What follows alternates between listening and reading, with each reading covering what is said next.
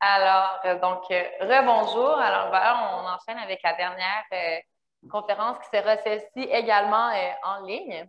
On a eu, comme je vous disais au début, on a eu peut-être au début un peu plus académique avec Rachida. En plus, on a continué. J'arrête pas de dire scientifique, mais c'est parce que pour moi, en tant qu'avocate, quand je vois des graphiques, des choses comme ça, puis qu'on dit cognitif, je me dis, ah ouais, c'est très scientifique, mais bon. Mais donc voilà, et là, finalement, on finit avec peut-être une réponse un peu plus philosophique sur comment on fait finalement, comment est-ce qu'on fait pour le vivre ensemble quand on rencontre l'autre. Donc, évidemment, exactement, comment on répond à tous ces biais cognitifs-là. Alors, nous avons avec nous Charles Pépin, qui est philosophe et romancier, diplômé de Sciences Po Paris, HEC et agrégé de philosophie. Il a enseigné la philosophie à la Maison d'éducation de la Légion d'honneur à Saint-Denis et à Sciences Po Paris.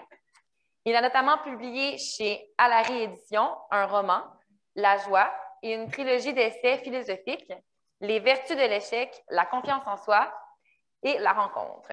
Il est également l'auteur, avec Jules, des bandes dessinées La planète des sages et 50 nuances de grec. J'apprécie le jeu de mots. Édition d'Argot.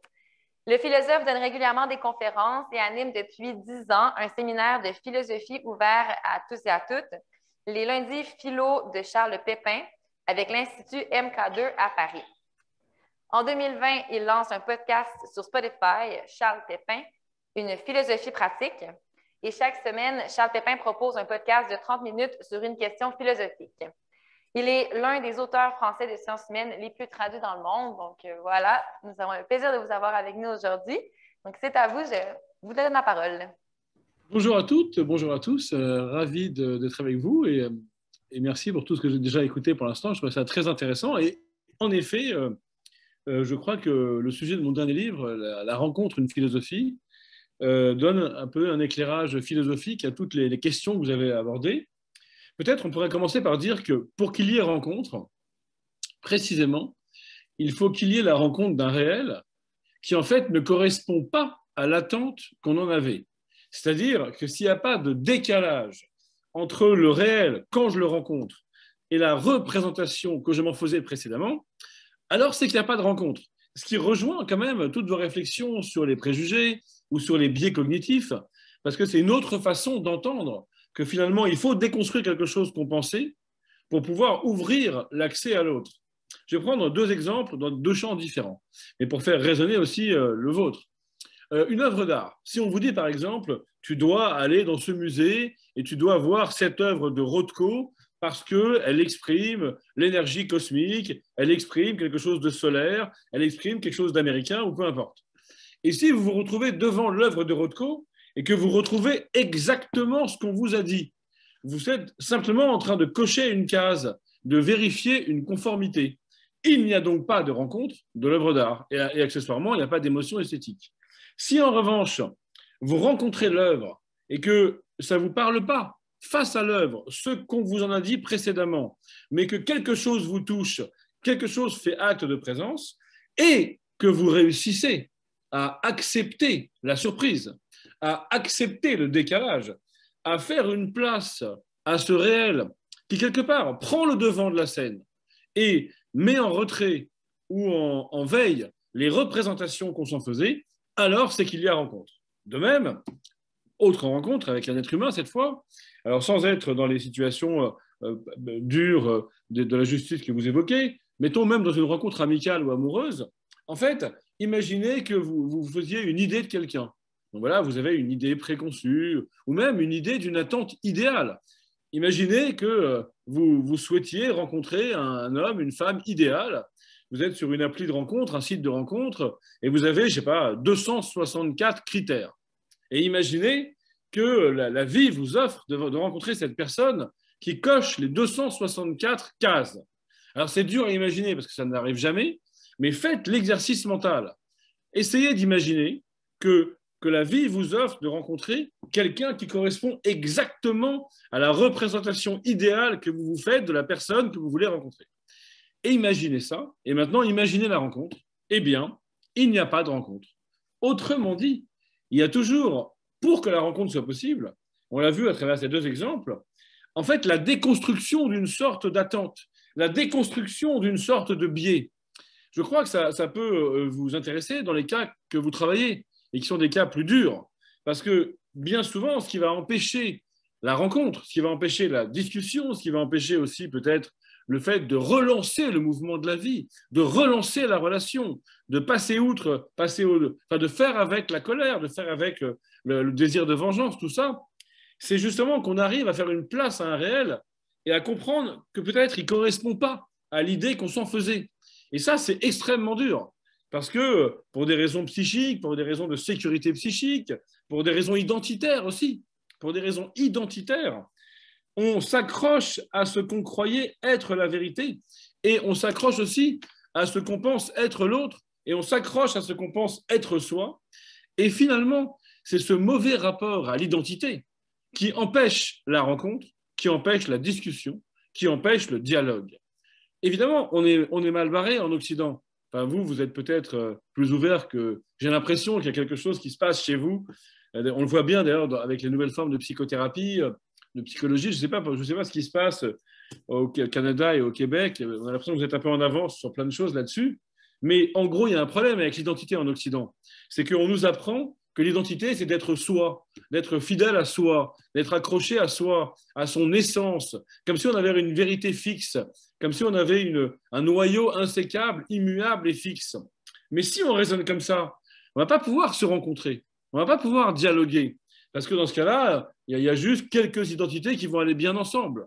En vérité, il faut d'abord déconstruire cette idée de l'identité fixe, du noyau insécable, de l'essence immuable, et peut-être penser que l'identité est en mouvement, que l'identité est protéiforme, que l'identité est multiple. On pourrait dire la multitité, peut-être la multitentité. Enfin, on pourrait inventer un mot un peu moins barbare. Et c'est ça aussi qui va me permettre de rencontrer quelqu'un qui a une part de lui qui m'a fait du mal, une part de lui qui, à un moment donné, a fait le mal. Mais ça n'a été qu'à un moment donné, et ça n'a été qu'une part de lui. Mais si j'essentialise le sujet, si j'essentialise l'identité, je ne vais pas pouvoir rentrer à nouveau en relation avec quelqu'un, au fond, qui s'est mal comporté. Ce que ça veut dire aussi, c'est qu'il faut être existentialiste et pas essentialiste. Quand on est existentialiste, on ne dit pas que ton âme est noire parce que tu as fait ça. On n'essentialise pas. On dit qu'il y a eu un moment avec un dérapage, qu'il y a eu un moment où dans l'existence, une bifurcation mauvaise a été prise. Quelque chose qui aurait pu d'ailleurs être évité et qui n'a pas été évité. Et ça, c'est une approche existentialiste. Mais souvent, on a une approche essentialiste. Et ça, c'est important parce que si on veut aller à la rencontre de l'autre, eh bien, il faut aller à la rencontre des autres en l'autre. Et c'est aussi une manière de s'ouvrir à la rencontre des autres en soi. Ce qui fait la crispation, ce qui fait la rigidité, c'est de penser que moi, je suis moi et que toi, tu es toi, et que ça, c'est fixe et ça, c'est immuable. Et ce qui permet d'ailleurs, plus généralement, sans même parler d'équijustice ou de justice réparatrice, mais en fait, la justice en général, elle fonctionne sur l'idée de la non-essentialisation. C'est pour ça qu'après, on peut espérer avoir payé sa peine. C'est pour ça qu'on peut espérer être réintégré dans la société. C'est pour ça qu'on peut espérer une réparation. Parce qu'on est dans un processus d'existence et pas une fixation essentialiste. Mais ça, c'est aussi la condition de la rencontre. Finalement, si on comprend ça, on s'aperçoit que dans notre époque, et ça peut être intéressant pour vous, que ça peut faire résonner vos réflexions, c'est qu'il y a une injonction paradoxale. On nous dit en même temps, rencontrez-vous, allez vers les autres, et on nous dit, soyez vous-même, ayez de l'estime pour vous-même, ayez du respect pour vous-même, aimez-vous tel que vous êtes. Alors, c'est un problème, parce qu'en vérité, c'est évidemment très bien de s'aimer, c'est mieux que de se haïr, c'est bien d'avoir de l'estime de soi, c'est mieux que d'être en déficit d'estime de soi, bien évidemment. Mais le problème, c'est que si on radicalise ces deux injonctions, on a une tension paradoxale, voire contradictoire. Je m'explique. Si on radicalise « soyez vous-même », si on va jusqu'au bout de l'estime de soi, si on est sûr de s'aimer, d'être bien avec soi, d'avoir la meilleure estime de soi, d'être en paix avec soi, bref, dans ce cas-là, on n'a pas besoin de l'autre. On n'a pas besoin d'aller à la rencontre de l'autre si on est autosuffisant, autodéfini. Et c'est ça le problème de l'injonction paradoxale de l'Occident aujourd'hui. C'est que si on veut vraiment nous inviter à aller à la rencontre des autres, c'est-à-dire à aller à la rencontre de l'inconnu, de la surprise, de l'inattendu, de l'altérité. L'altérité, ça dérange en fait. Eh ben, il ne faut pas que je sois trop confortable avec moi-même. Il ne faut pas que je sois trop sûr de moi. Il ne faut pas que je sois trop accroché à mon identité. Je parle dans mon livre de la glu identitaire. Et je dis que la rencontre a le pouvoir de venir fissurer la carapace identitaire. Et c'est là que la lumière peut passer, la lumière d'une relation, la lumière de l'empathie, la lumière d'un lien. Mais si je suis arrimé à mon identité, si je suis complètement dans le confort identitaire, dans la sécurité identitaire, alors il n'y a pas de place pour la rencontre de l'autre. Vous connaissez bien sûr la belle phrase de Leonard Cohen, c'est quand il, je vous le dis en français, c'est quand il y a une faille, c'est là où passe la lumière. Je vais ouvrir le chat en même temps parce que je vois des réactions. Et en fait, oui, voilà, tout à fait relié à votre posture. J'essaye de mettre le chat sur le côté, mais j'échoue. Alors, attendez 2 secondes.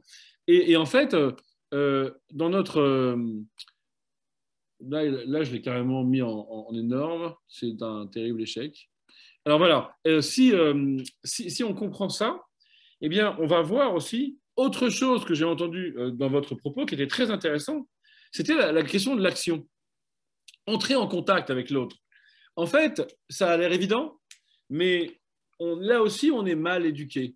Parce qu'on nous dit en substance qu'il faut bien réfléchir avant d'agir. Vous voyez, on nous dit d'ailleurs, il faut tourner 7 fois sa langue dans sa bouche avant de parler, par exemple.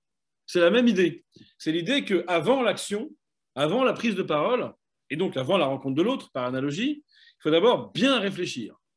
Eh bien non, en fait, si on raisonne comme ça, si on attend d'être parfaitement prêt pour prendre la parole, d'ailleurs, vous avez cité le Bouddha qui dit la pensée donne le mot. Mais en fait, c'est un peu faux. En vérité, c'est le mot qui fait réfléchir. Et c'est quand on se met à parler qu'on pense vraiment. Et donc, ce qu'il faut, c'est comprendre que je vais aller à la rencontre de l'autre dans l'action, en n'étant pas nécessairement prêt. Et que la meilleure façon de ne jamais y aller, c'est d'attendre d'être parfaitement prêt. D'où le fait que la philosophie de la rencontre, et je crois que ça peut être intéressant pour vous, est une philosophie de la disponibilité. Et cette disponibilité, elle se prépare un peu, mais jamais complètement.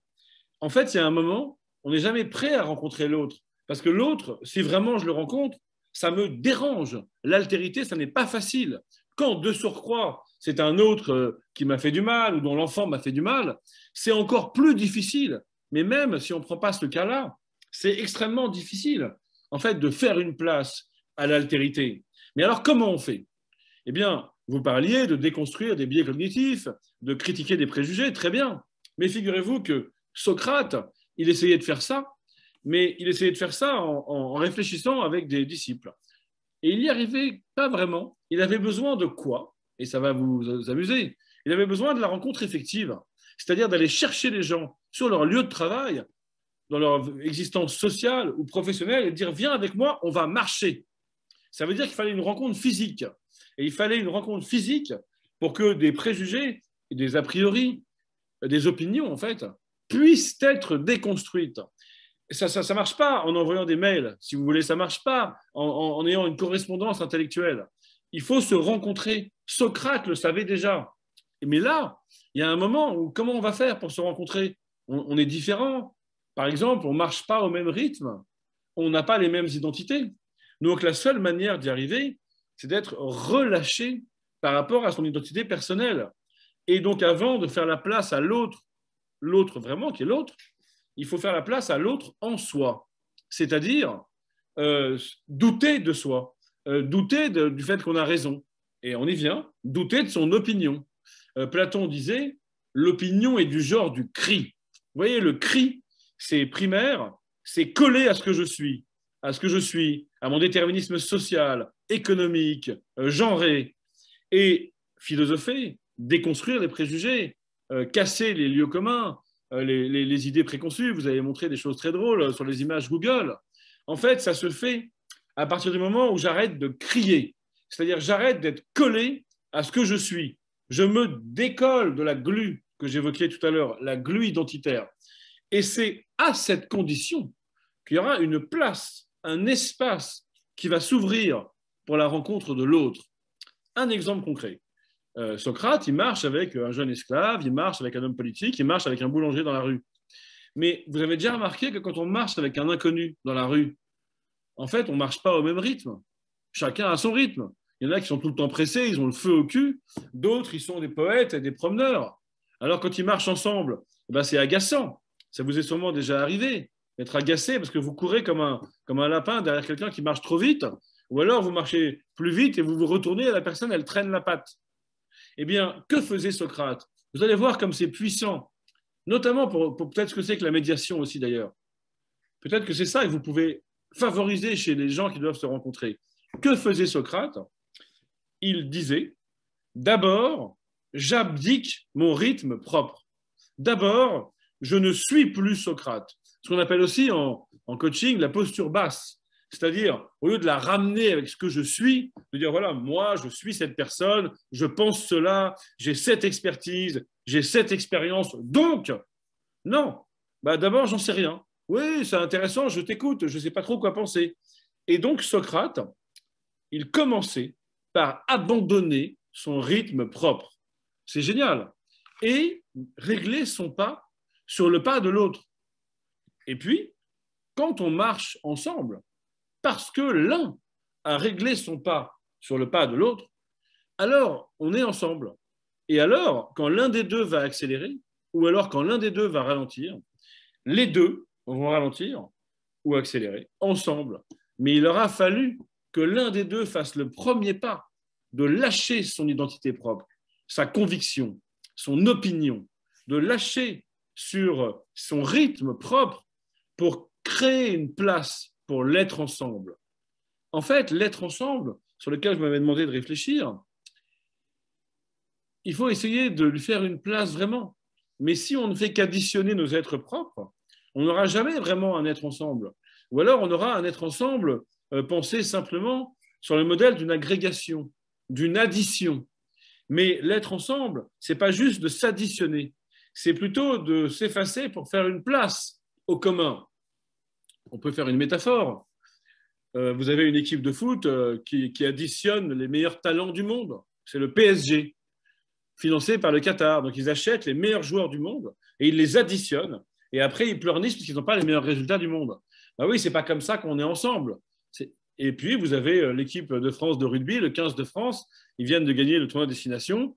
Et là, chaque talent s'efface devant le collectif pour donner une chance au collectif. Ce qui veut dire parfois que je dois, au fond, comme Socrate, m'abandonner un peu, tomber le masque, abdiquer un peu mon rythme propre pour faire une place à la relation. Et bien ça, on ne nous l'apprend pas. Parce qu'on nous dit, sois toi-même. Parce qu'on nous dit, assume ce que tu es. Parce qu'on nous dit, appuie-toi sur ton expertise. Parce qu'on nous dit, aie de l'estime de toi. Alors évidemment, c'est compliqué ce que je dis. Je ne dis pas que tout ça est négatif.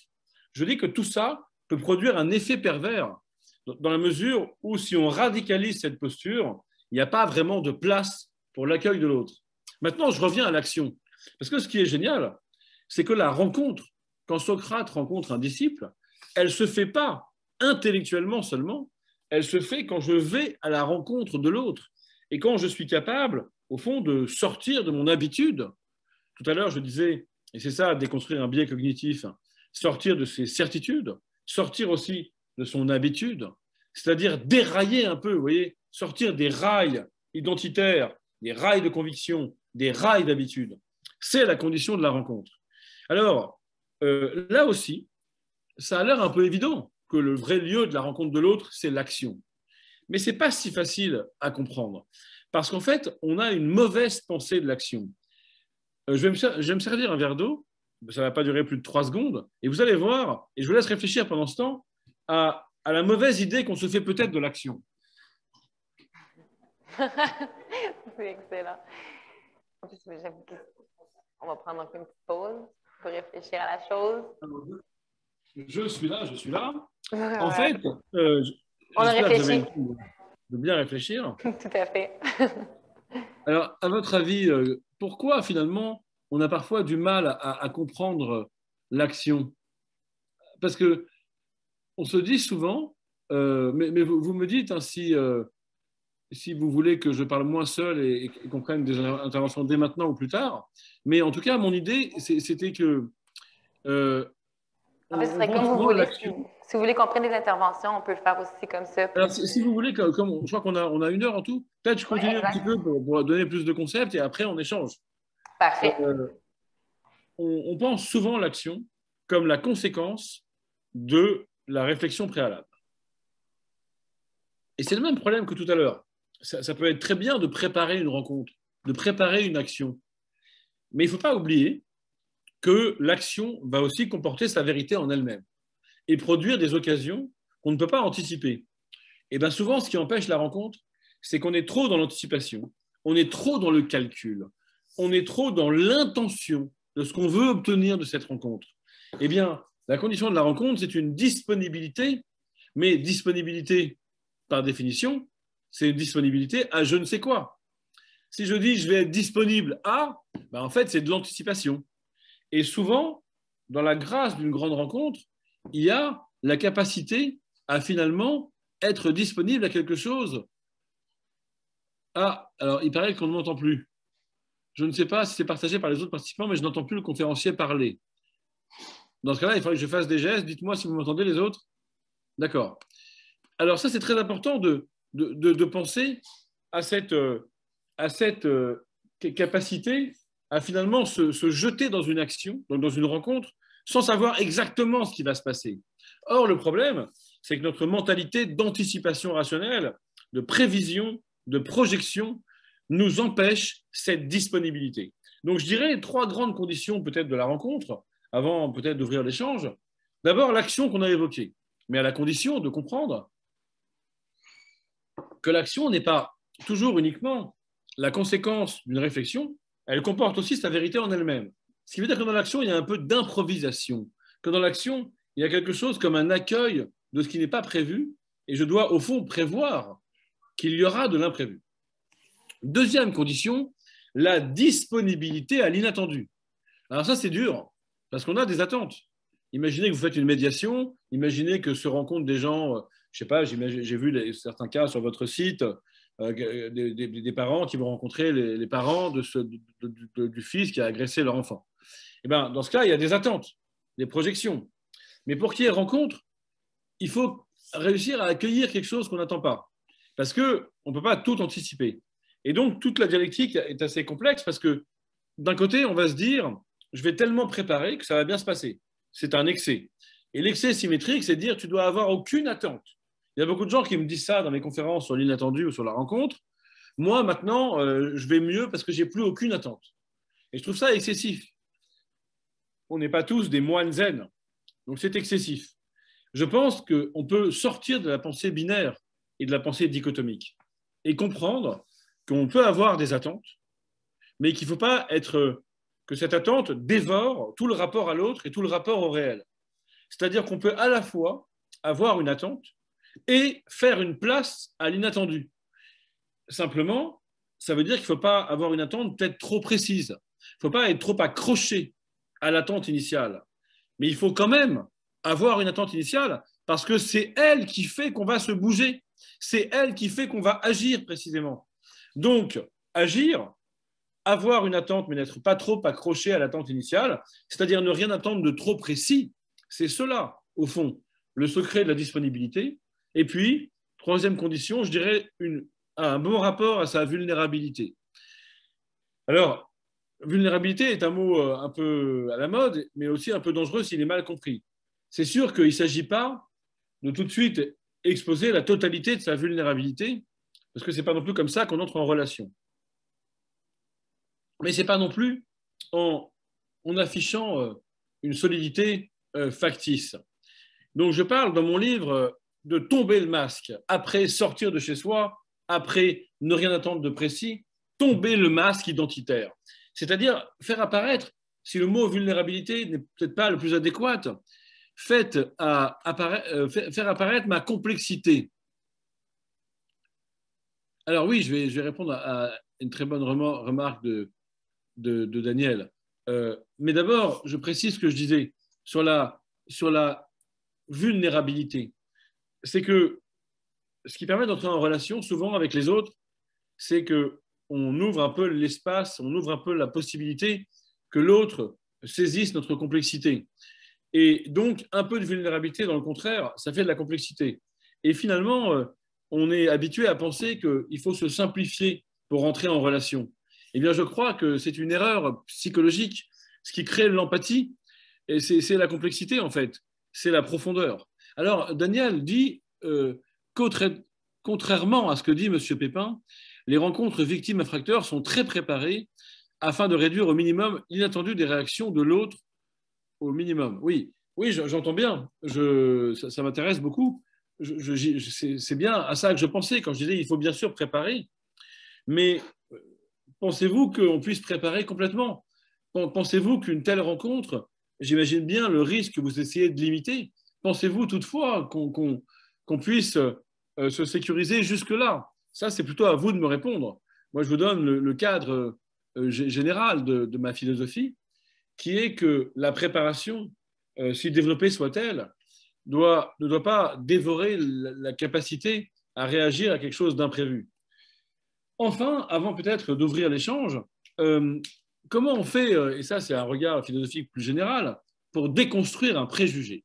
Comment on fait pour se prendre une distance par rapport à une opinion dont Platon disait, souvenez-vous qu'elle est du genre du cri? Eh bien, il s'agit de se demander, non pas qu'est-ce que je pense de ça, mais pourquoi je pense ce que je pense. C'est-à-dire, quelle est l'histoire qui m'a fait arriver à cette opinion? Et quelle est l'histoire sociale? Quelle est l'histoire familiale? Quelle est l'histoire géographique qui m'a fait arriver à cette opinion? La philosophie nous aide beaucoup en ce sens, parce que la philosophie, dans son essence, est une philosophie sceptique.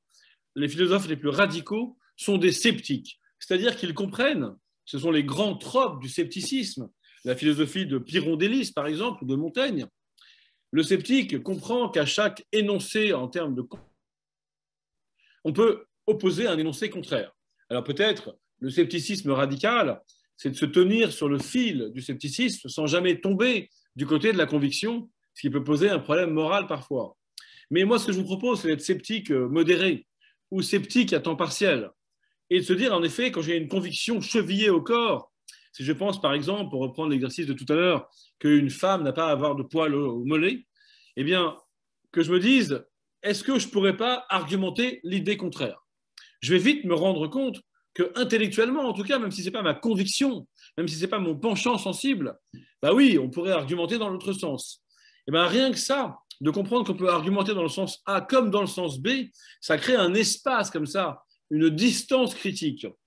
Il s'agit de ne pas adhérer à sa conviction, de créer un phénomène de désadhésion. Vous voyez, quand on s'engage dans un parti politique et qu'on prend sa carte d'adhérent, tout est dit. On doit adhérer, on doit coller à la ligne du parti.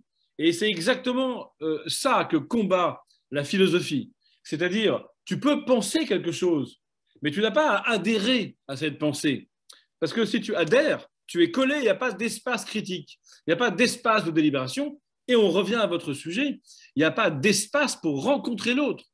Mais je ne vous dis pas de ne rien croire, de ne pas avoir de conviction, ou d'être dans la trahison ou de vous-même. Simplement d'entretenir un rapport souple avec votre croyance, un rapport relâché, distancié avec votre identité, avec votre conviction. Vous connaissez la belle chanson de Brassens, hein, mourir pour des idées, mourir pour des idées, l'idée est intéressante, moi j'ai failli mourir de ne l'avoir pas eue. Mourir par des idées, oui d'accord, mais lesquelles? Mourir pour des idées, oui, mais de mort lente. Parce qu'en effet, quand on meurt pour des idées qui n'ont plus cours le lendemain, ben en fait on est bien con parce qu'on est mort et en fait l'idée était erronée. Alors Brassens, il est anarchiste, hein, évidemment, mais l'idée c'est que c'est mieux de mourir pour des idées de mort lente, parce que comme ça, on a le temps de se rendre compte que l'idée était un peu erronée et d'être un peu sceptique et de comprendre qu'on aurait pu penser le contraire. Et d'ailleurs, Brassens, il est assez génial là-dessus, quand il dit aussi les imbéciles heureux qui sont nés quelque part, et ils adorent leur petit clocher, et chacun adore son clocher et pense que son clocher, c'est le plus beau du monde. Et en fait, c'est dommage parce que, en fait, on est né quelque part, on aurait pu naître ailleurs. Et donc, j'imagine que pour vous, dans votre métier de justice réparatrice, ça doit être parfois une façon de faire, de dire oui, mais en fait, peut-être que si j'étais né là où est né l'agresseur, le criminel, ou je ne sais pas comment vous l'appelez, peut-être que si j'avais vécu ce qu'il a vécu, si j'avais eu son parcours, si j'avais eu son enfance, j'en serais peut-être arrivé à faire ce qu'il a fait à mon enfant. Donc, c'est ça le scepticisme, c'est ça le relativisme, c'est se mettre à la place de l'autre et comprendre qu'on aurait peut-être pu, voilà, je n'ai pas choisi les trottoirs de Paris, de Manille ou d'Alger pour apprendre à marcher, chante Maxime Le Forestier. Eh bien, il faut se déplacer, il faut se décentrer, il faut s'excentrer. C'est ça le cœur de mon livre. C'est une philosophie du décentrement. Je ne suis pas qui je suis. Désolé, je ne suis pas assigné à résidence identitaire. Je suis ouvert, multiple. Alors évidemment, le doute parfois, il n'est pas facile à porter. C'est fatigant, c'est fatigant. Et quand on n'aime pas cette fatigue, on va s'accrocher au confort identitaire. On ne va pas vouloir que se fissure la carapace identitaire. On va s'accrocher à ses opinions, à ses convictions, et on va adhérer. Et c'est comme ça qu'on ne peut pas rencontrer l'autre, c'est comme ça qu'on ne peut pas dialoguer, c'est comme ça aussi, accessoirement, qu'on ne peut pas pardonner, mais c'est surtout comme ça qu'on est agressif et qu'on est violent. Parce que dès lors que je n'arrive pas à avoir de la distance par rapport à moi-même, l'autre m'agresse, l'autre met en danger mon identité. Voilà pourquoi, plus je m'ouvre à l'altérité en moi, plus j'arrive à m'ouvrir à l'altérité en l'autre. La rencontre de l'autre est alors toujours la rencontre de l'autre en soi. Alain Bélanger, donc déjà, Daniel rebondit en effet, impossible de tout prévoir, l'imprévu d'une phrase, d'une réaction émotionnelle, et dans ce cas, il y a un code entre le facilitateur et la personne afin qu'elle puisse quitter la salle si ce qui est dit ou montré lui devient insupportable. Ah oui, je comprends bien l'idée. C'est sûr que comme on ne peut pas prévoir, on ne peut pas prévoir que ça se passe mieux que prévu, ni que ça se passe très mal. Donc, je comprends bien ce code. Alain Bélanger, il faut faire attention à nos convictions, surtout en être conscient. Effectivement, l'attention, c'est-à-dire savoir que j'ai cette conviction, c'est déjà ne plus adhérer au fond. Parce que le savoir, c'est la conscience. Et la conscience, étymologiquement, c'est être avec le savoir, donc c'est une distance critique. Et oui, Carole, je crois que vous parlez de suspendre son idée, son opinion. Dans la suspension réside l'ouverture. On ne peut mieux dire, Carole, tout à fait. C'est bien à cette suspension du jugement que les sceptiques appelaient l'époquée, que je faisais un petit clin d'œil, que vous avez bien démasqué. En effet, suspendre son jugement pour un temps ou pour toujours. Pour un temps, si on est un sceptique modéré, comme Descartes, le doute alors est une méthode. Jusqu'au bout, si on est un sceptique radical, pour moi, c'est les philosophes les plus passionnants, mais peut-être on ne peut pas vivre comme ça non plus. En tout cas, dans cette suspension, dans cette respiration, dans ce moment de suspension, dans ce temps suspendu, s'ouvre une possibilité de t'écouter toi, de te rencontrer toi, de te faire une place. Et même, j'ai envie de dire, pas une place à toi, une place pour nous, pour l'être ensemble. Mais encore une fois, si chacun est trop accroché à son être propre, alors il n'y a juste pas d'espace pour l'être ensemble. Je conclurai, avant d'ouvrir le débat, par ce que disait très bien Aristote.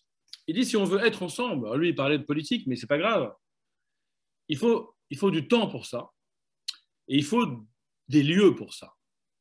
J'imagine que c'est peut-être ce que vous essayez d'apporter, du temps et des lieux. Mais ça ne se fait pas en 2 secondes, et ça ne se fait pas n'importe où. Il faut un espace avec une forme soit de neutralité peut-être par rapport à des affects trop violents, soit aussi un espace qui, en tant que lieu, en tant que topos, dise quelque chose de la possibilité d'être ensemble. C'était pourquoi les Grecs avaient pensé à cette agora si belle. C'est pourquoi c'est assez triste d'intervenir parfois dans des entreprises qui invitent un philosophe pour parler de l'être ensemble et qui propose que l'être ensemble ait lieu dans une réunion, dans une salle aveugle avec des néons. C'est-à-dire que le lieu ne dit pas l'être ensemble. Il faut que l'espace et le temps disent la possibilité de l'être ensemble. La conclusion de tout ça, c'est que la condition de la rencontre de l'autre est d'abord de comprendre que l'altérité me dérange et que c'est normal, que ce n'est pas confortable de rencontrer l'autre, et que pour cela, il faut que je m'ouvre aussi à l'autre en moi, que je ne m'accroche pas à une identité trop fixe, trop solide, que j'agisse en pensant que dans l'action, il y aura des choses que je n'ai pas pensées et que peut-être il y aura, que l'action produira des choses positives et notamment de la rencontre et que je ne peux pas tout anticiper, être disponible à ce que je n'ai pas prévu et afficher une forme de vulnérabilité qui m'ouvre à ma complexité et favorise la relation d'empathie. Je peux tout simplement m'ouvrir à l'autre dans la mesure où je m'ouvre à moi. Et pour s'ouvrir à soi et à l'autre, il faut n'être pas trop collé, n'être pas trop dans l'adhésion. Et quand même, élément un peu polémique pour conclure, au fond, n'être pas trop dans la conviction.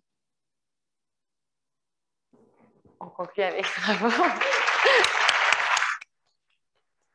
Alors, peut-être, On va ouvrir au débat. je vous laisse peut-être modérer les questions, peut-être, ou alors vous voulez que je le fasse? Oui, tout à fait. J'ai modéré les questions en ligne et dans la salle. Et donc, d'abord, je ne sais pas si on avait Je voyais beaucoup de commentaires en ligne. Je vais m'éloigner de... Il y a un micro qui est ouvert en même temps que moi. Ah, ça va, OK. Je vais m'éloigner de... J'avais beaucoup de commentaires que je voyais en ligne. Je ne sais pas s'il y avait également des questions en ce moment ou non. Sinon, je ne sais pas si dans la salle, il y avait des commentaires, des questions, des réactions. Il y a quand même beaucoup de... Moi, sinon, j'aurais quelque chose. Ben, moi, en fait, je vais vous dire que ça m'a fait beaucoup réagir quand vous avez parlé de, donc, en fait, comment est-ce qu'on fait pour aller vers l'autre. Puis une façon de faire, donc vous avez donné l'exemple de la personne qui marche en avant, celle en arrière. Donc, puis finalement, il faut qu'il y en ait un des deux qui s'ajuste, pour lequel, évidemment, je suis tout à fait d'accord. Mais est-ce qu'on ne peut pas aussi se dire, par contre, mais alors c'est lequel des deux qui s'ajuste? Puis Oui. c'est un peu se dire, toujours penser qu'on est complètement égal, mais donc on sait toujours qu'il y a quand même des gens peut-être qui vivent dans des systèmes de pression. Puis finalement, est-ce qu'il n'y a pas un danger que la personne qui s'ajuste, ce soit la personne qui est dans la minorité ou qui a un désir de rentrer dans le groupe? Donc, comment est-ce qu'on balance tout ça? Oui, c'est vrai. C'est une très bonne question. Je n'ai pas vraiment de réponse. C'est simplement qu'il faut bien que quelqu'un commence. Ouais. Et le plus souvent, ça se passe bien. Quand vous commencez à vous ajuster, l'autre s'ajuste plus facilement. Quand vous commencez par tomber le masque identitaire, l'autre le tombe en retour. Dans mon livre, je prends l'exemple de la rencontre du pape Benoît XVI avec le futur pape François. Ils avaient tout pour se haïr, se détester. Et la rencontre a lieu parce que le premier, c'est Benoît XVI, tombe le masque et il autorise en retour l'autre à le faire. Mais dans votre question, j'entends la question de la symétrie et de la réciprocité aussi. Et j'ai l'impression que, peut-être ça va vous parler, que parfois, ce qui empêche la rencontre d'avoir lieu, c'est qu'il y a trop d'attentes de symétrie, trop d'attentes de réciprocité. Et j'imagine que, vu ce que vous faites, la question du pardon est centrale. Mais il me semble que c'est une question philosophique très puissante, mais que quand on pardonne à quelqu'un, en fait, c'est inégalitaire.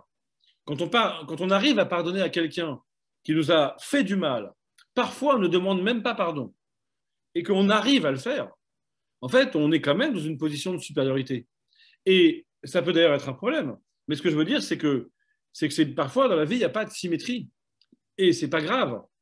Par exemple, vous pouvez faire un cadeau à quelqu'un qui est un tout petit cadeau, et lui, ça lui fait énormément plaisir. Ou alors, vous allez dans la rencontre, par exemple. Voilà, moi, par exemple, j'ai rencontré David Bowie quand j'avais 15 ans. Ben, je n'ai pas attendu qu'il me repère. Hein. Il ne m'a jamais rencontré, lui. Et ce n'est pas grave. Alors qu'il y a plein d'élèves, par exemple, ils ne vont pas voir le prof parce qu'ils disent oh, le prof ne me calcule pas. Donc, en fait, ils attendent tellement la réciprocité que finalement, ils ne vont pas vers l'autre. Peut-être qu'il faut accepter le risque que vous pointez, si j'ai bien compris la question, hein, et se méfier de ce qui serait peut-être, mais je sais que ce n'est pas ce que vous disiez, mais ce serait peut-être une conséquence de l'égalitarisme contemporain, démocratique, où tout le monde veut la même chose, en fait. Mais la vie est dure et elle est un peu injuste. Et parfois, tant mieux, on est du bon côté, parfois on est du mauvais côté, mais en fait, on n'aura pas d'égalité, en fait. Il y a une égalité de droit, mais voilà, c'est déjà bien. Mais c'est tout, en fait. Dans la vie, dans les conditions de vie, dans le social, l'économique, le psychisme, il n'y a pas d'égalité. Et un de mes grands dada ou combats philosophiques, c'est de dire qu'en fait, la vie est injuste et qu'il faut faire avec et faire au mieux avec, mais pas exiger de l'égalité. il me semble que dans la justice réparatrice ou l'équijustice, ça peut-être être aussi quelque chose que vous travaillez, à savoir on va faire au mieux pour réparer, mais peut-être sans le fantasme d'une réparation parfaite ou d'une égalité, enfin, j'imagine. Mais je m'éloigne un peu de votre question. Pas de problème, merci beaucoup. Alors oui, on aurait une question en ligne ou... Oui, en ligne. Alors, Alain Bélanger demande, croyez-vous qu'avec la vogue des réseaux sociaux et une tendance à afficher son petit bonheur personnel, les rencontres plus authentiques sont plus difficiles? Non. Je pense que ces réseaux sociaux, ils sont ambigus, ils sont ambivalents. On ne peut pas aller jusqu'à les condamner au point qui est sous-entendu dans votre question, parce que on s'aperçoit, par exemple en France, quand même, un couple sur trois qui dure s'est rencontré sur une appli ou un site de rencontre, parce que toute innovation technologique est toujours ambivalente depuis toujours. Hein. Quand vous avez inventé la voiture, vous créez une nouvelle cause de mortalité et en même temps, les familles peuvent se rapprocher alors que l'éloignement géographique était douloureux. Voilà, il y a 1000 exemples. Donc je pense qu'il vaut mieux se dire comment je fais avec cet outil technologique pour qu'il me permette des rencontres et ne soit pas une entrave. Et dans ce cas-là, essayez de comprendre qu'il y a du storytelling de vie parfaite qui est fake, qui est erroné, que la vraie vie, ce n'est pas ça. Mais les jeunes commencent à le savoir. Il y a beaucoup de jeunes Instagrammeuses, Instagrammeurs qui se sont suicidés alors qu'ils avaient sur les réseaux une vie idéale. Ça commence à se savoir. Je pense qu'il faut être dans un rapport ludique, un rapport distancié, et penser que voilà, il y a ces réseaux sociaux. Et puis, vous savez, maintenant, il y a la mode des gens qui commentent leur vie de merde, VDM, sur Instagram. C'est carrément l'excès inverse. Donc, je pense qu'il faut essayer, encore une fois, de faire avec, de ne pas être dans une posture de condamnation. Mais évidemment, il y a quand même un problème, qui est celui que vous pointez, et qui est notamment un problème d'estime de soi, notamment chez les jeunes ados. Hein. Parce que même s'ils savent ce que j'ai dit, en fait, ils sont quand même attaqués violemment par des images qui leur renvoient l'impression que leur vie est moins parfaite. Et même s'ils le savent, du point de vue de l'affect, ça leur fait mal. Et surtout quand ils s'endorment avec, en surfant sur ces images. Ça me rappelle cette phrase de Lacan, assez géniale, qui dit « les non-dupes errent ». C'est-à-dire qu'en fait, quand on sait qu'on est, quand on croit qu'on n'est pas dupe, en fait, on est dupe quand même. Je m'explique. Si vous regardez les réseaux sociaux le soir avant de vous endormir ou la télé-réalité, et que vous dites, je sais bien que c'est des mises en scène idéales, que leur vraie vie, c'est pas ça, qu'ils ont moins d'amis et qu'ils sont moins beaux. Ou alors, je sais bien que la télé-réalité, c'est de la merde, mais c'est juste, je m'amuse parce que je me détends.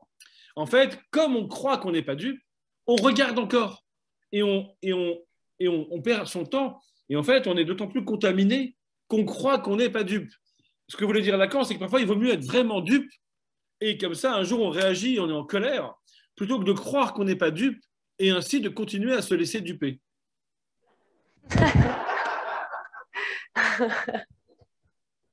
Oui, alors, bonne réaction de la salle, je ne vous ai entendu, mais beaucoup de rire. J'ai deviné, je n'ai pas entendu. Excellent.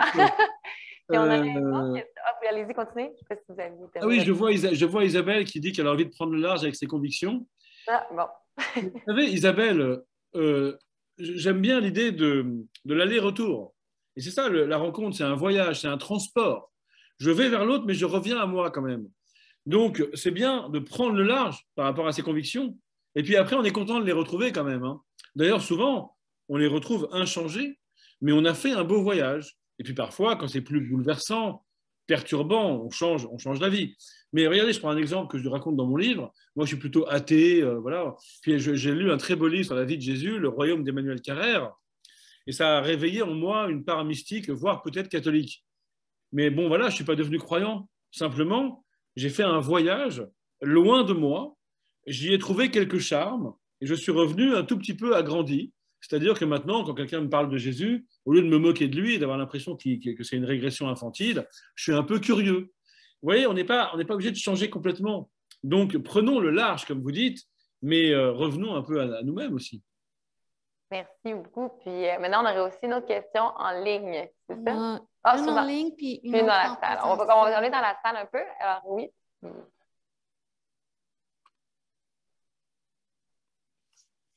Est-ce que vous m'entendez? Oui. Oui, c'est bon. Mais je rebondirai un petit peu sur le commentaire que Julia faisait pour dire oui, faire le premier pas. Puis vous disiez, on n'apprend pas à lâcher son identité propre. Puis honnêtement, moi, je pense qu'il y a des groupes qui l'apprennent, notamment les groupes marginalisés qui l'apprennent puis qui le font au quotidien.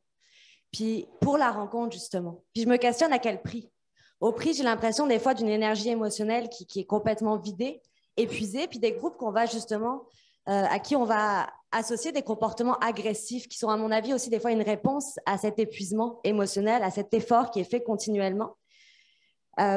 Puis je me dis, dans cette idée-là, où c'est souvent, même si pour ne pas dire tout le temps, peut-être les mêmes personnes qui vont s'adapter, se mettre au rythme, au pas de l'autre. Comment est-ce qu'on peut vouloir déconstruire les stéréotypes pour revenir sur la conférence de tout à l'heure, pour aussi essayer de comme déconstruire un petit peu toutes ces normes et éviter que ces personnes-là restent dans le silence puis restent dans l'invisibilité tout le temps.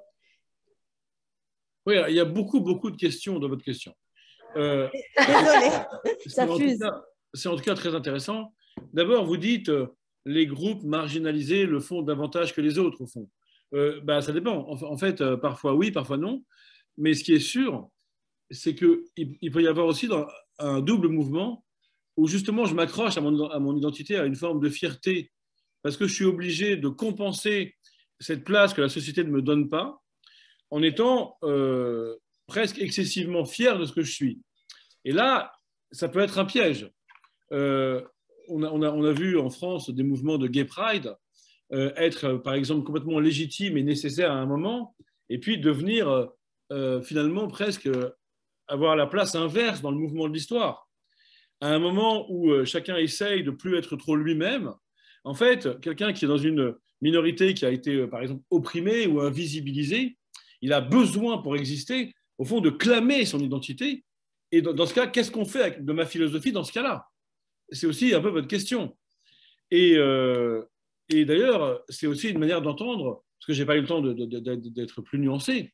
Quand je dis prendre le large avec ses convictions, bah, d'accord, mais si, par exemple ma conviction c'est que la démocratie c'est mieux que la tyrannie, bah, je ne vais pas non plus prendre le large trop, puisqu'il y a bien un moment, on ne va pas non plus tout remettre en question tout le temps. Ce serait contre-productif en fait. C'était juste, j'avais envie de partager avec vous ce que c'est que ce mouvement intérieur d'ouverture. Et dans ce cas-là, si je reprends votre question, j'ai l'impression que oui, vous avez raison. Quand on a été dans une minorité et on n'a eu pas sa place, finalement, on a été invité plus que les autres à savoir avoir ce mouvement intérieur pour ne serait-ce que pouvoir trouver un peu de place dans la société. Maintenant, il y avait dans votre question aussi une autre idée qui est, à force d'être relâché par rapport à son identité, est-ce qu'on ne se fait pas avoir, en fait? C'est ça que j'ai cru comprendre. Puisqu'on va rester dans l'invisibilisation, on a peut-être raison philosophiquement d'être pas dans la crispation, d'être pas dans le cri identitaire, mais du coup, est-ce qu'on ne va pas le payer en restant dans l'invisibilisation? C'est ça que vous dites, je crois. Et je crois que vous avez raison. Et ça, si j'ai bien compris, hein, parce que, oui, c'est ça, je crois que vous avez raison.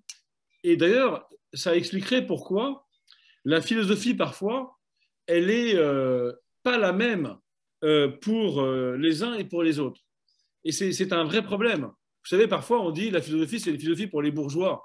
Parce que c'est bien gentil de dire, voilà, une distance par rapport à sa classe sociale et une déconstruction des préjugés. Mais quand on vient de la misère sociale, moi, par exemple, j'ai écrit un livre sur les vertus de l'échec. Et donc, j'ai eu beaucoup cette critique. Vous êtes bien gentil de dire que l'échec est vertueux, mais ça, c'est une pensée de bourgeois. Parce que la vérité, c'est que quand vous êtes né dans le nord de la France, que les hommes dans votre famille, sur 5 générations, sont au chômage, que vous n'avez jamais rien mangé d'autre que des pâtes, et que vous faites des efforts, et que vous tapez un gros échec, il ne va pas être vertueux, celui-là. Et donc, j'entends bien cette objection qui est en partie vraie. Ça reviendrait à dire, si je l'applique à notre sujet aujourd'hui, que ma philosophie de l'ouverture à sa complexité, de l'ouverture à l'autre en soi, qui serait la condition de la rencontre de l'autre en l'autre, elle pourrait aussi un peu être taxée de philosophie pour bourgeois, étant entendu que dans certains cas, on a subi l'oppression la violence, l'invisibilisation, eh ben, on n'a pas d'autre choix que d'être soi. Et je crois que c'est vrai, en fait.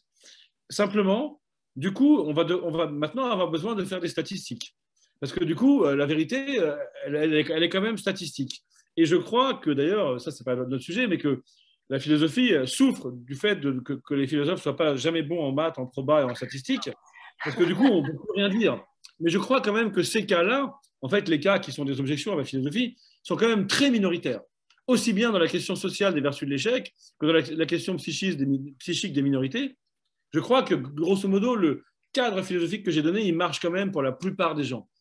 Même si j'entends bien qu'il y a des cas plus radicaux où peut-être une philosophie trop générale ne s'applique pas. Je vois apparaître Oui, donc d'autres on avait messages sur le une chat. question en ligne, tout à fait. Je Oui. sais pas si vous vouliez prendre un commentaire avant ou il y avait une question en ligne, sinon. Oui, c'est très intéressant ce que dit Rachida. Oui, allez-y. L'altérité n'est ni dangereuse ni contagieuse, ni même intrinsèquement séduisante. C'est intéressant ça, parce que ça veut dire, grâce à ce que dit Rachida, qui fait résonner ce que j'ai dit, en fait, l'altérité, c'est l'altérité, c'est-à-dire c'est l'autre. En fait, l'autre, c'est ni bien ni pas bien, c'est ni excitant ni toujours effrayant.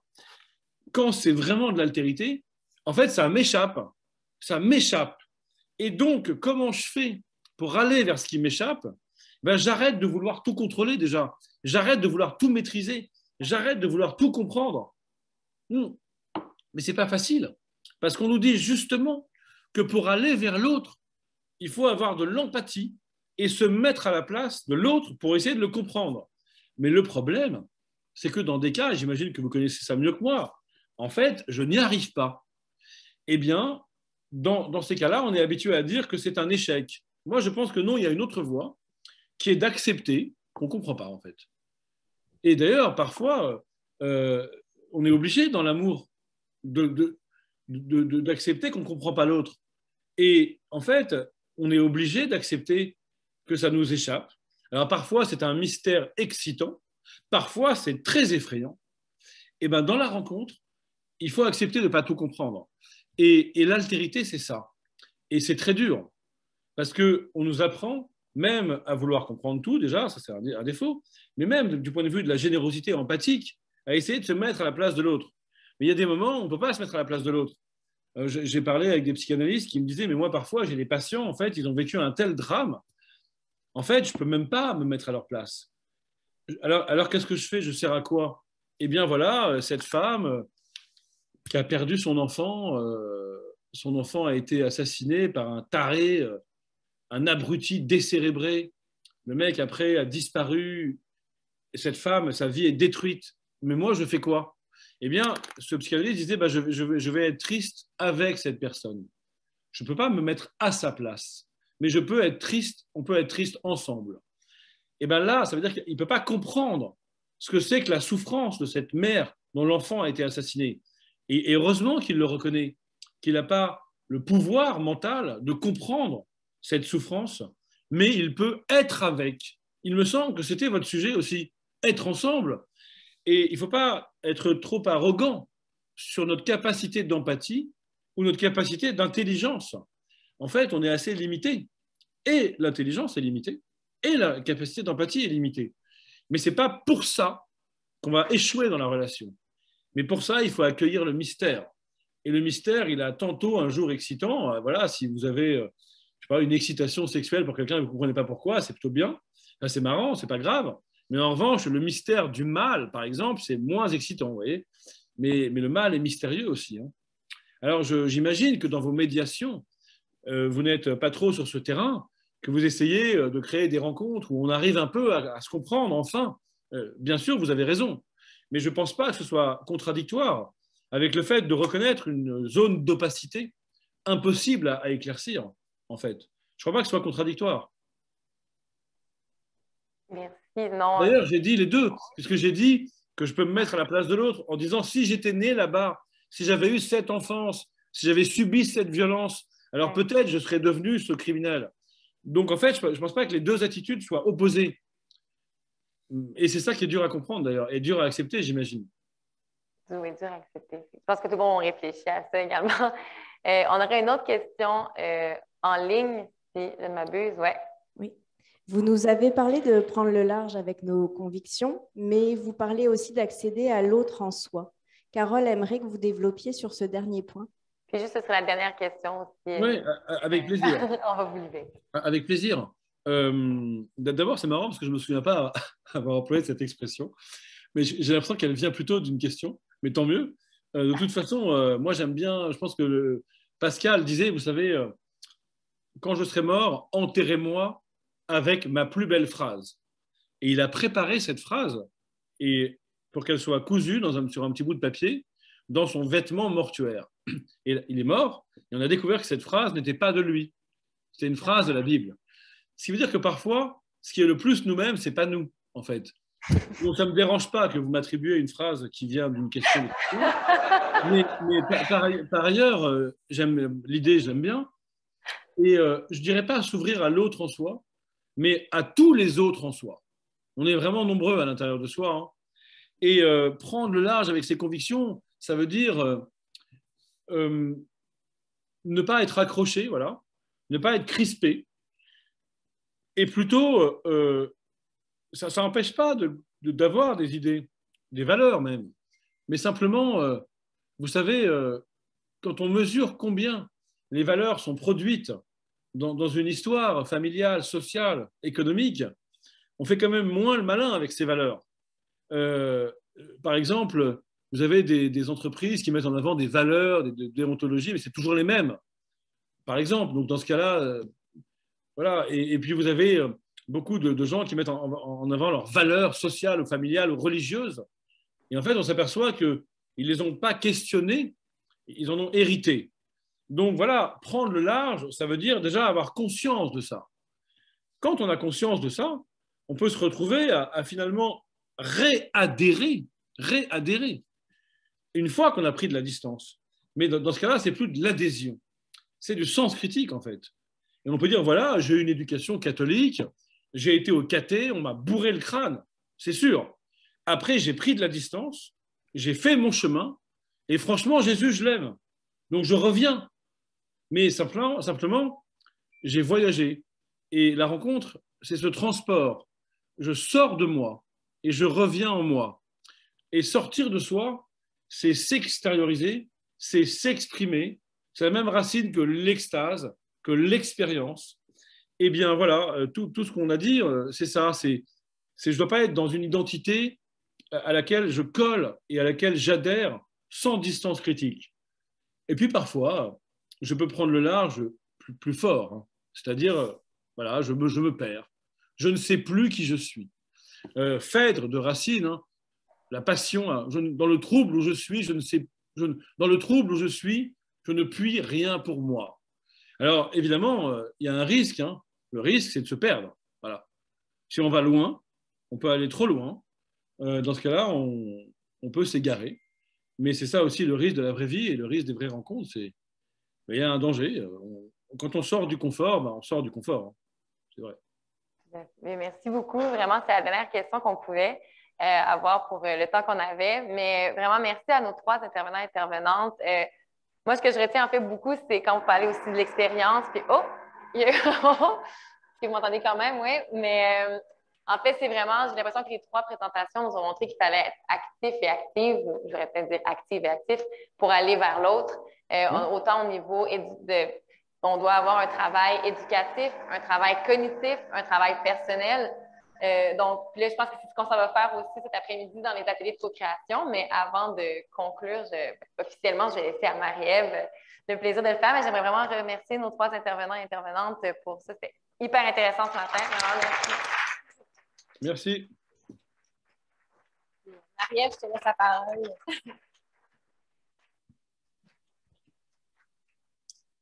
Alors, c'est moi qui ai la chance de prendre la parole alors qu'on a eu une bonne matinée, qu'il y en a certainement qui ont envie, qui ont faim, mais je vais prendre quand même quelques minutes pour 3 choses. La première, je vous partage mes réflexions. La deuxième, je fais des remerciements. Puis la troisième, je garde les gens en salle juste pour vous parler ensuite de l'après-midi, quelques minutes. Donc, premièrement, j'avais envie de vous ramener un peu vers moi. Charles nous en a parlé, moi, l'autre. Je vous ramène un peu vers moi. J'espère que ça vous a autant stimulé que moi, ces 3 journées-là. L'objectif, le fil que vous avez dû voir, j'imagine, à travers, c'était de venir jouer dans nos préjugés. Je ne sais pas si vous en aviez, mais moi, je peux vous en parler. Hein, le numérique. Hein, quand il nous a parlé de la technologie, l'intelligence artificielle qui s'en vient, Twitch, qu'est-ce qu'ils font sur Twitch? Hey, il a fallu que je passe par Michel Tremblay, moi, pour me dire, ah oui, Michel Tremblay, dans ses romans, quand les femmes collent des timbres dans les belles-sœurs, l'idée, c'est qu'ils sont ensemble.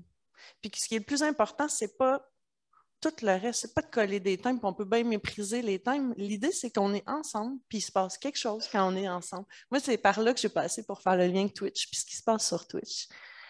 Même chose, moi, j'ai des préjugés, vous savez, je pense que la justice réparatrice, ça vaut vraiment la peine. C'est un mécanisme de justice qu'on devrait mettre de l'avant. C'est mon préjugé. Mais les autres, ils sont bons, puis je n'ai pas à choisir pour les gens lequel qui est le meilleur pour eux. Puis moi, sur la question de la diversité, j'ai un intérêt fort et particulier. J'ai vraiment apprécié qu'on vienne. Puis des fois, je pense que j'en ai moins des biais. C'est faux. J'en ai aussi des préjugés et c'est assez profond. Donc, je voulais vous parler de ça parce qu'ils émergent. Puis je nous invite tous, des fois, dans notre propre préjugé, nous sommes médiateurs. Donc, hein, nos préjugés, on est capable de mettre ça de côté. On a même une technique en le mode avion. Hey, c'est-tu intéressant, ça, le mode avion? Mais quand je regarde, puis je vais vous parler un peu de quelque chose qui est un peu plus personnel dans mes motivations pour lesquelles on vous a réunis sur ces 3 thèmes-là aujourd'hui. Vous savez qu'il y a des gens qui ont participé à la recherche. Je ne sais pas, Laurence, si elle est en mesure de nous en parler hier. J'ai été absente pendant un moment à cause de l'heure. Mais Laurence, il y a quelque chose qu'elle m'a enseigné dans sa recherche, c'est qu'il y a quand même quelqu'un qui est accompagné, puis que malgré qu'on était dans une situation d'abus sexuel, bien, la réalité de cette personne-là dans son orientation sexuelle n'a pas été prise en compte. La personne ne s'est pas sentie à l'aise de le partager avec le médiateur pour X ou Y raison. Vous savez que dans nos groupes, il y a des gens qui parlent peu ou pas de leur orientation, de leur transformation, de leur identité de genre. Vous savez ça? Vous savez qu'il y a des gens dans nos groupes qui ont été victimes de violences. Vous savez qu'il y en a qui en ont commis. Vous savez que dans les relations entre nous, dans nos couples, c'est pas toujours simple, puis qu'il y en a aussi ici. Vous savez ça aussi. Mais je voulais qu'on se rappelle parce que c'est aussi ça pour laquelle on l'a mis. C'est parce que c'est pas vrai qu'on est meilleur que les autres. On est tous dans ces situations-là. Puis je pense qu'il faut. L'idée, c'était de se ramener sur le fait qu'il faut vraiment être prudent, se le redire. On ne se le dira jamais assez. Des journées comme aujourd'hui, c'est vraiment important parce que il ne faut pas idéaliser le fait que ça prend un effort, mettre nos trucs de côté, mettre nos préjugés de côté. Parce que c'est facile de coloniser par nos pensées, parce que c'est facile de coloniser par notre approche. Et donc, c'est vraiment une invitation à toutes nous, même comme médiateurs, à tous les professionnels qui nous écoutent, parce que quand on est en train de faire ça, puis qu'on pense qu'on a une certaine vérité puis une certitude, bien, dans le fond, on n'est pas en train de laisser l'espace aux autres pour prendre, eux, leur place. On est en train de les mettre dans des petites boîtes. Puis je pense qu'on s'entend tous sur le fait qu'on ne veut pas mettre le monde dans des petites boîtes. Donc, c'était un peu mes réflexions. Je voulais remercier, ça a été fait par mes 2 acolytes animatrices, les conférenciers qui ont pris part à l'ensemble des journées. C'était vraiment apprécié. J'espère que vous en avez profité autant que nous, on a eu du plaisir à les côtoyer. Je regarde Marina, entre autres. Donc, c'était un plaisir de recevoir les conférenciers. Je voudrais vous remercier, mais aussi beaucoup l'équipe de la permanence. Fait que Mathilde, Alex ont été des pierres vraiment angulaires, mais toute l'équipe. Là, hier, vous ne les avez pas vus, mais toute l'équipe. Merci énormément à l'équipe de la permanence, l'équipe de Montréal. C'est vraiment des petits bijoux. C'est moi qui prends la parole. Je le dis à chaque fois, mais c'est pas parce que je prends la parole que je pense que c'est vraiment parce qu'il y a une équipe en arrière. Fait que pour moi, c'est important que vous repartiez avec toutes les faits. C'est vraiment les faits qu'il y a tout derrière l'organisation du congrès. Donc, c'était vraiment important. Les conférencières, vous savez, hier, j'ai oublié de remercier Cathy, donc je ne l'oublierai pas pour toi, Julia. Merci beaucoup d'avoir participé à l'animation. Donc, j'espère que vous avez profité des journées. Là, je close ça comme ça parce qu'il y a des gens qui, en ligne, vont nous quitter. Donc, c'est comme ça que j'ai choisi de clore maintenant, mais vous ne partez pas, il y a des ateliers cet après-midi, puis l'idée, c'est que les questions qui ont émergé peuvent être ramenées dans les ateliers, on va vous pousser plus loin. Il y a des ateliers de co-construction avec les intervenants, donc qui seront tous là où il y a nos chambres, en fait, tous à la réception. Quand vous allez à la réception, il y a une passerelle qui descend vers le bas, donc toutes les salles d'atelier sont en bas, il y a des gens qui vont vous orienter. Fait que pour les conférences, c'est dans l'autre endroit, c'est à 14 heures. Pour les ateliers, pardon. Il y a un atelier en ligne. Les gens en ligne, n'oubliez pas si vous voulez y être. Il y a des animatrices qui vont vous y attendre. Et il y en a plusieurs qui sont inscrits à un atelier Leader Inclusif. C'est avec Suleiman qu'on va vous présenter tantôt. Il a lieu ici. Donc, à 14 heures, ceux qui sont ici. Ceux qui sont dans les ateliers là-bas, on vous y attend. Et ceux qui sont en ligne, on vous y attend en ligne. Donc voilà, j'ai-tu oublié des choses? Y a-t-il quelqu'un qui va me dire si j'ai oublié quelque chose? Luc? Luc, il ne sait pas si j'ai oublié quelque chose. J'ai oublié de remercier Sonia hier pour l'animation. C'est ça que j'ai oublié. Merci beaucoup, Sonia, pour l'animation hier. Puis, avant que je vous laisse, là, les gens en ligne, je vous remercie, je vous dis au revoir. Les gens en salle, ouais, ceux en ligne peuvent bien le voir, checkez bien ça.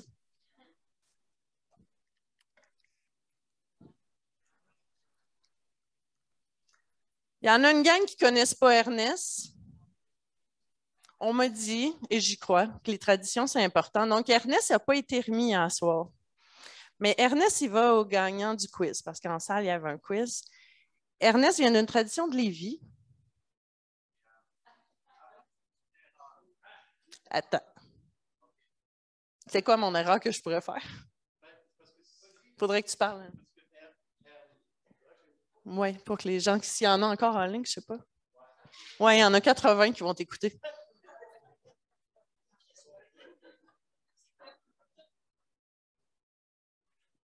Un, deux. L'équipe qui avait Ernest était aussi l'équipe qui voyait à l'organisation du prochain social, du prochain congrès. Oui. Alors, donc, c'est l'équipe qui a gagné. Oui. Donc, on perd cette responsabilité-là. Lévi, c'est ce que tu es en train de me dire? Non, c'est qu'on a oublié de vous l'ajouter dans votre prix. Fait que l'équipe de Lévis, ils repartent avec Ernest. Ils ont commencé avec Ernest, puis ils repartent avec Ernest. Ernest, c'est ça, c'est une tradition. Donc, ça a été par le passé des coups de cœur des équipes qui l'ont gagné. Mais vous avez la chance, Lévis, de repartir. Puis en plus, on vous a mis la tasse de M. Charbonneau à l'intérieur. Donc voilà, bon dîner.